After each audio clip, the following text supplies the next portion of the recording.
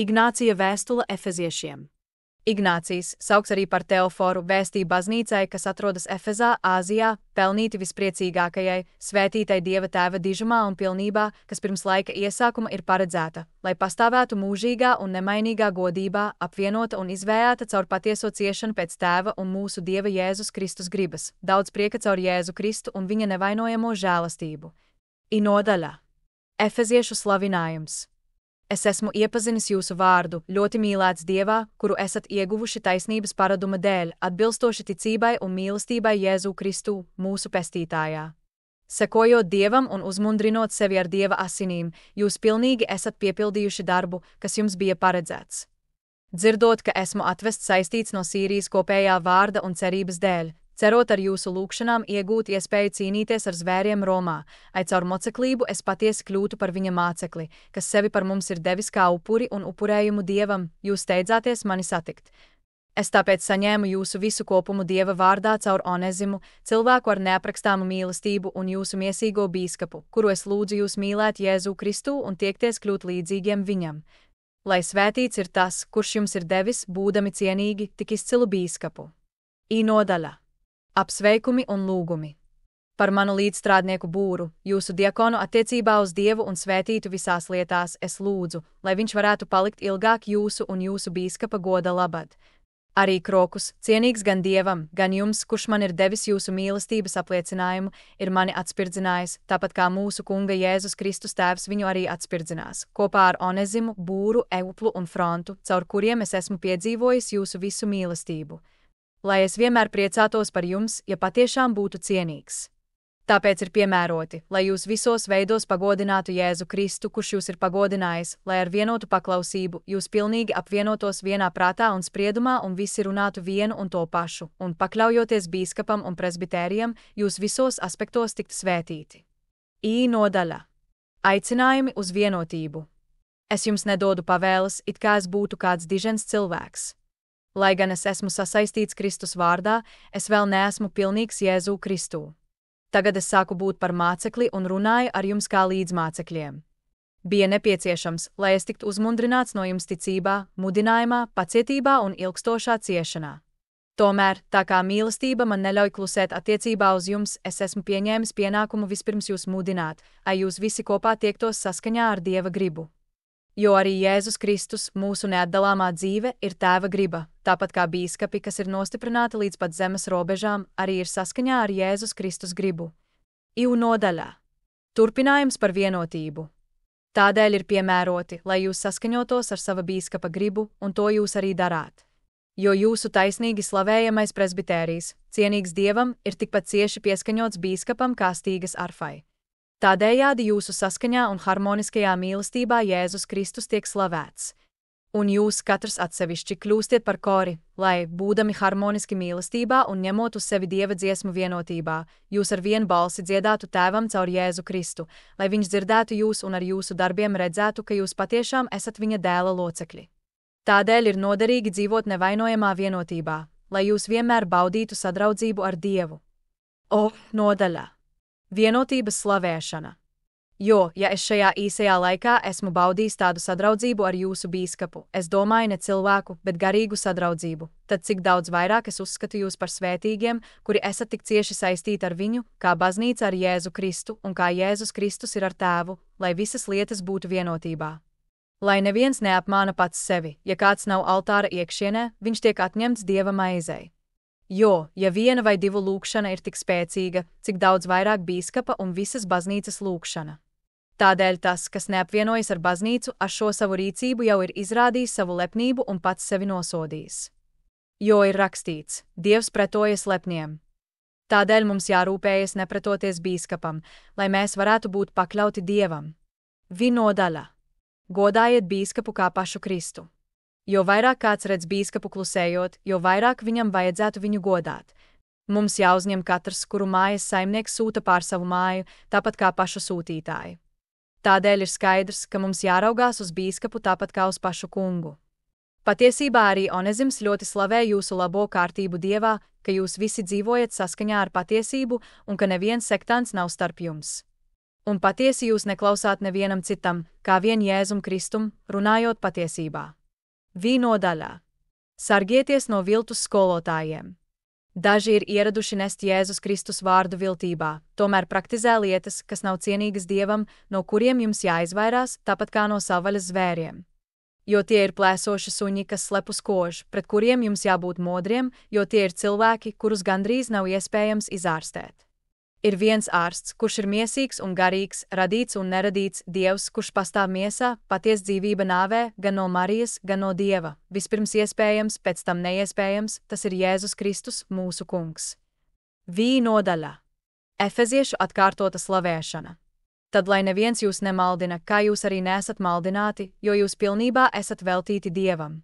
Tā kā jūsu vidū nav nekādu strīdu, kas varētu radīt satraukumu, jūs noteikti dzīvojat saskaņā ar Dieva gribu. Es esmu daudz zemāks par jums, un man ir nepieciešama svētdarīšana no jūsu baznīcas Efezā, kura ir tik slavena visā pasaulē.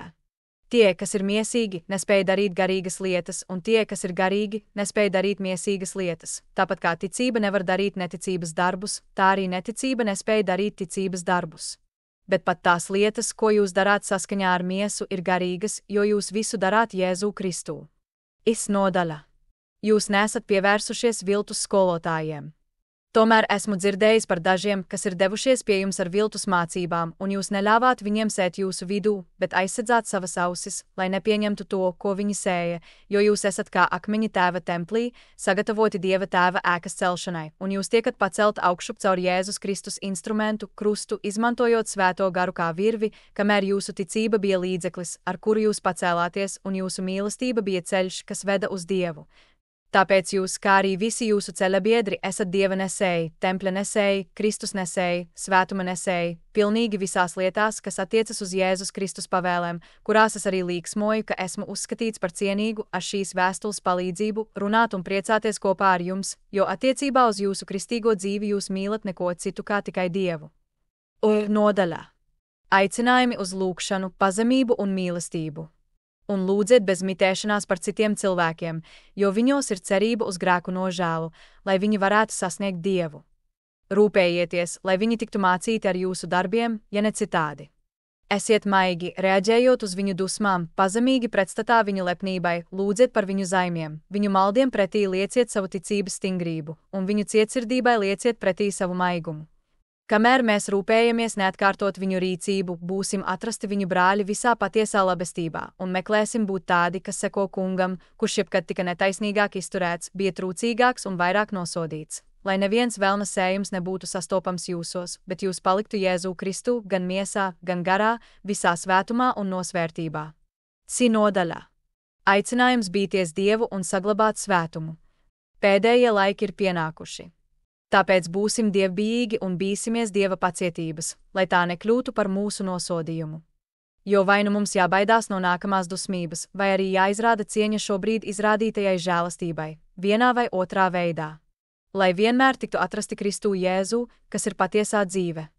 Nekas ārpus viņa lai jūs nepievelk, jo es nesāju šīs važas, šos garīgos dārgakmeņus, ar kuriem es ceru celties augšup jūsu lūgšanu dēļ, un es lūdzu, lai vienmēr būtu viņu daļa, lai mani atrastu starp Efezas kristiešiem, kuri vienmēr ir vienoti ar apustuļiem caur Jēzus Kristus spēku.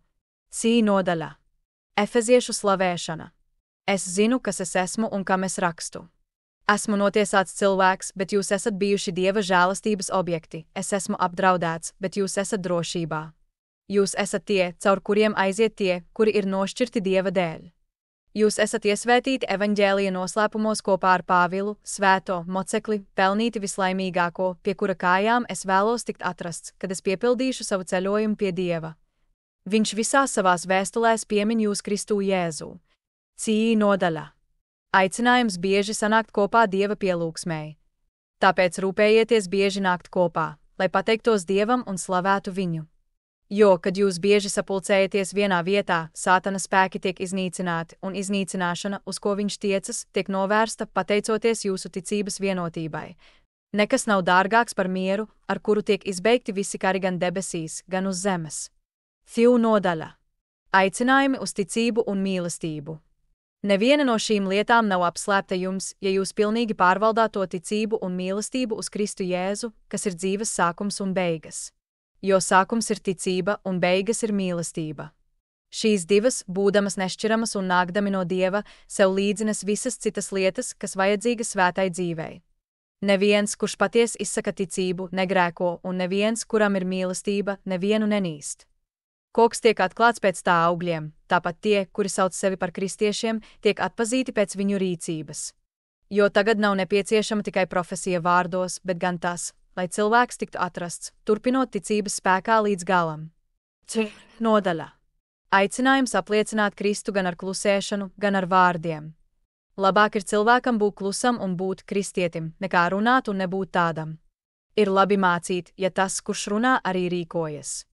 Ir viens skolotājs, kurš runāja, un tas tika darīts, un pat tās lietas, ko viņš darīja klusēdams, ir cienīgas tēva.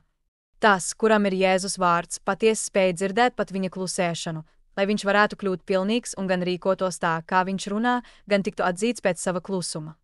Nekas nav apslēpts Dievam, bet pat mūsu noslēpumi ir viņam tuvu. Tāpēc darīsim visu, kā tie, kuros viņš mājo, lai mēs būtu viņa tempļi un viņš būtu mūsos kā mūsu Dievs, kas viņš patiesi ir un kas izpaudīsies mūsu priekšā. Tāpēc mēs viņu taisnīgi mīlam. Nodaļa. Viltus skolotāja liktenis. Nepievilieties, mani brāļi. Tie, kas sagrauj ģimenes, nepiedalīsies Dieva valstībā. Ja tie, kas to dara miesīgi, ir piedzīvojuši nāvi, cik daudz vairāk tas notiks ar tiem, kas ar ļaunu mācību sabojā Dieva ticību, kuras dēļ Jēzus Kristus tika krustā sists. Šādi cilvēki kļūdami aptraipīti aizies mūžīgā ugunī, un tā notiks arī ar visiem, kas viņus klausās. Nodaļā. Sargieties no viltus mācībām. Šim nolūkam kungs pacieta, ka smarža tika izlieta uz viņa galvas, lai viņš varētu iepūst nemirstību savā baznīcā. Nelieciet uz sevi ļaunas mācības smaržu no šīs pasaules kunga, lai viņš jūs neaizved prom no dzīvības, kas ir jums priekšā.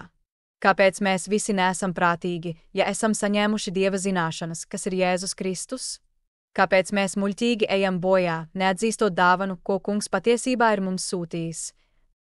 Nodaļa. Krusta godība.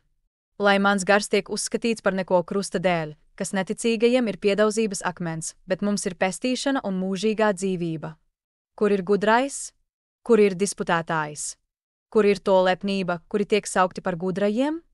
Jo mūsu Dievs, Jēzus Kristus, tika saskaņā ar Dieva iecelšanu ieņemts Marijas klēpī no Dāvida dzimuma, bet caur svēto garu.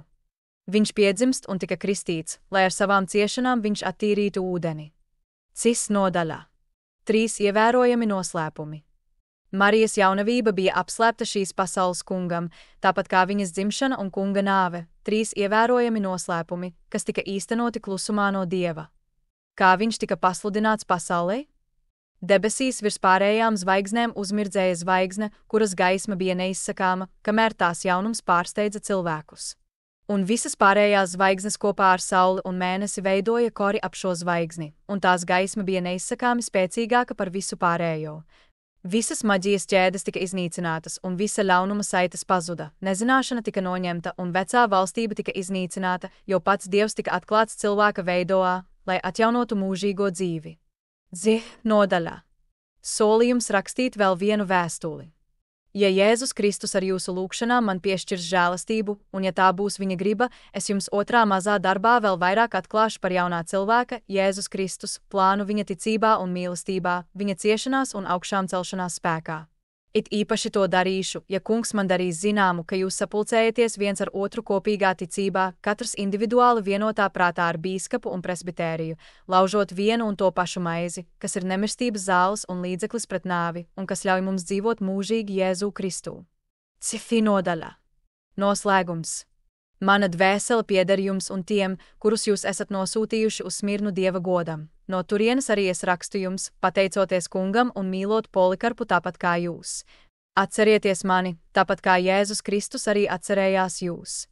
Lūdzieties par baznīcu, kas ir Sīrijā, no kurienes mani ved saistītu uz Romu, būdams pēdējais no tur esošajiem ticīgajiem, kurš ir uzskatīts par cienīgu parādīt Dieva godību. Atvadieties Dieva tēvā un mūsu kopējā cerībā Jēzu Kristū.